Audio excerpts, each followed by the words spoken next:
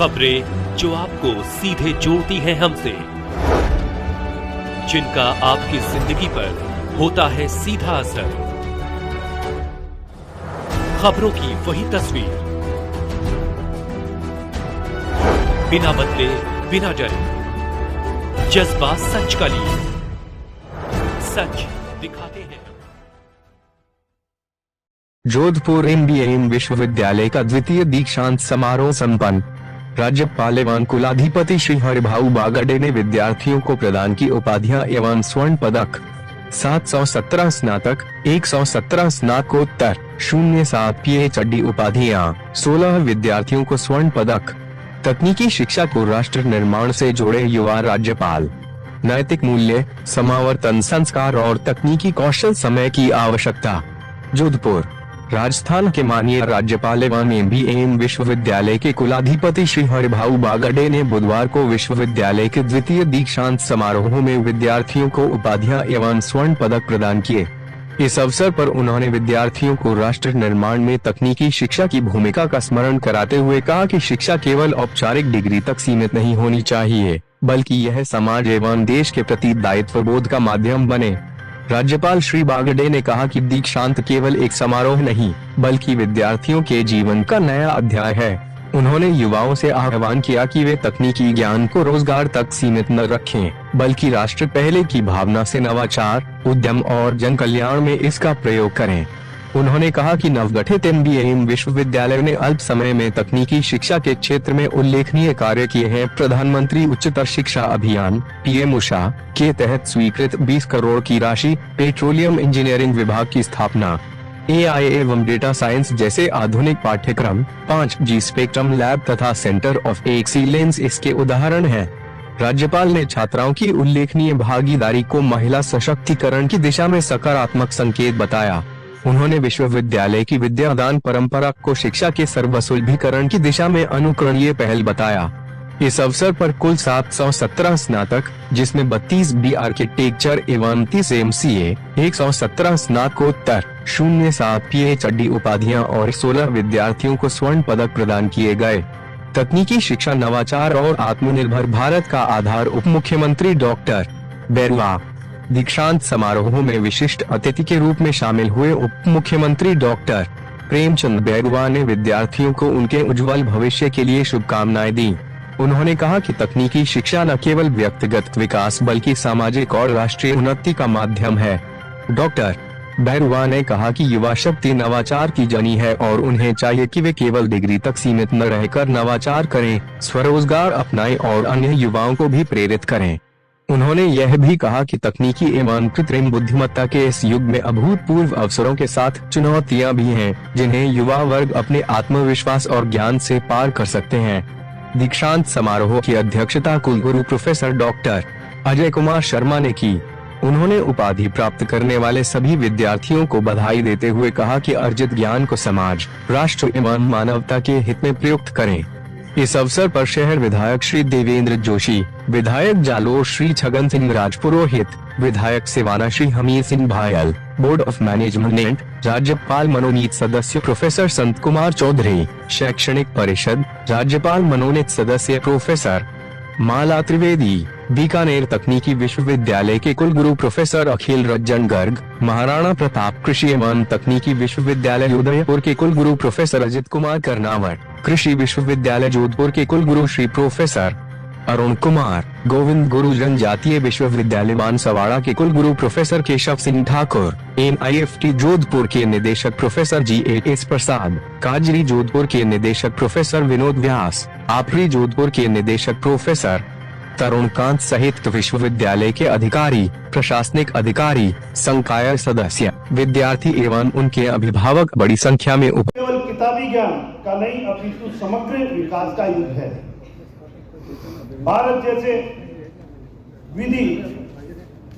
विविधताओं से भरपूर महान देश में शिक्षा का वास्तविक लक्ष्य ऐसे आदर्श नागरिक तैयार करना होना चाहिए जो नवाचार में अटूट विश्वास रखे, समाज में निपुण और जो समाज को एक सफल नेतृत्व और सही दिशा देने में सक्षम हो।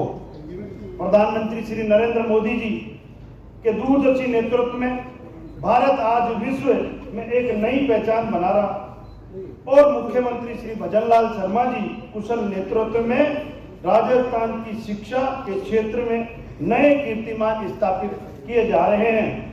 आज का समय तकनीक,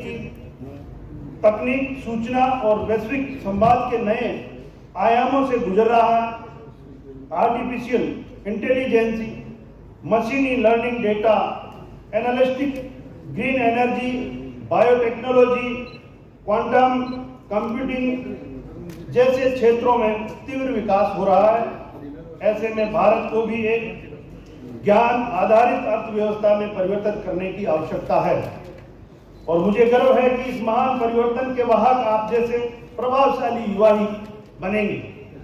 प्रधानमंत्री श्री नरेंद्र मोदी जी के डिजिटल इंडिया मिशन और मुख्यमंत्री भजनलाल शर्मा जी की शिक्षा नीतियों के सफल फलस्वरूप राजस्थान के युवा आज तकनीकी क्षेत्र के नए मानदंड स्थापित कर रहे हैं। युवा शक्ति ही किसी राष्ट्र की सबसे बड़ी संपदा होती है। आज जो डिग्री आपके हाथ में है वह प्रतीकात्मक रूप से मात्र एक कागज का टुकड़ा नहीं है, अपितु उस अटूट विश्वास का प्रमाण है जो समाज ने आप पर विश्वास किया है।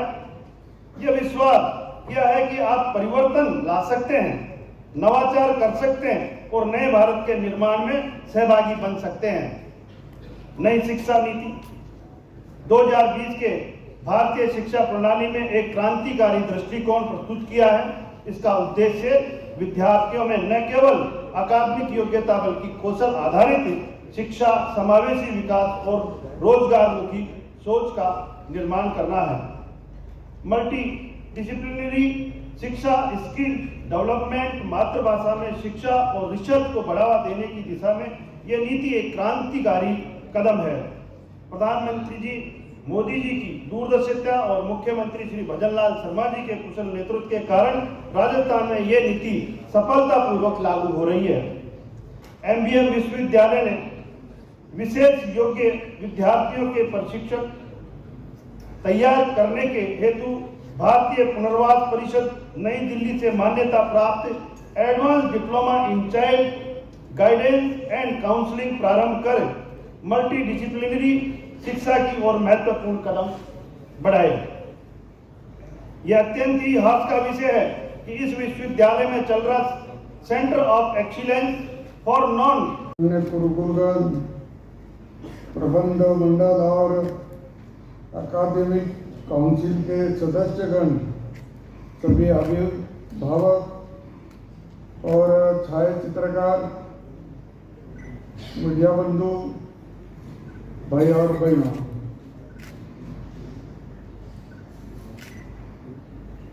एमबीएम विश्वविद्यालय के जोधपुर द्वितीय दीक्षांत समारोह के सभी छात्र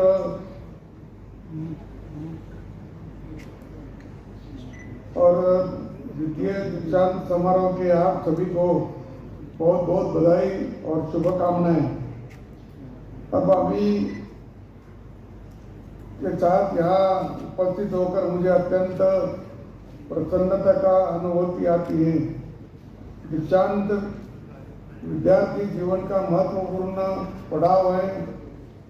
ये वह समय है कि जब विद्यार्थी अपने नए जीवन के प्रवेश करता है, अर्जित शिक्षा को व्यवहार में लाने के लिए वास्तविक रूप में तैयार होता है।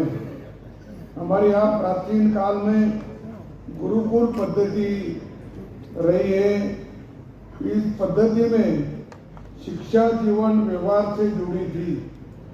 बगैर किसी के भेद के गुरु शिष्यों को जीवन की भावी चुनौतियों से मुकाबला करने के लिए तैयार करते थे। गुरुकुल में तो एक ही नहीं अनेक भाषा सिखाते थे और उसके आज भी अपने को कुछ प्रूफ मिल सकते हैं, मालूमात हो सकते हैं। जयपुर में ऐसा एक संग्रहालय है संजय शर्मा के नाम से, उन्होंने बहुत सारे देश भर के हजारों साल के कुछ हस्तलिखित इकट्ठा किए और उसमें ये भी बताया कि 16 भाषा भी गुरुकुल में सिखाते थे, ऐसा उल्लेख भी कई जगह उनको मिला है। इसीलिए आप जानते होंगे कि गुरुकुल में कितनी भाषाएं लोग सीखते थे और सभी व्यवहार में जो कुछ अपने को करना है वो भी पढ़ाते थे। कोई लड़का वहाँ से गुरुकुल शिक्षा के बाद वो घर में जाएगा, व्यवहार में जाएगा, तो सभी प्रश्नों के उत्तर मुझे याद आते थे। इतनी अच्छी पढ़ाई होती थी। हमारे यहाँ प्राचीन काल में जो ऐसी शिक्षा पद्धति थी, ये भी आप कभी न कभी तो भी उसकी मालूमात लीजिए, ध्यान से पढ़े और आपने को ये भी लगेगा कि हमारे पूर्वजों के समय कितनी भाषाएं और कितना ज्ञान उपलब्ध था और अब कितना ज्ञान उपलब्ध है, इसकी भी आपको मालूमात हो जाएगी।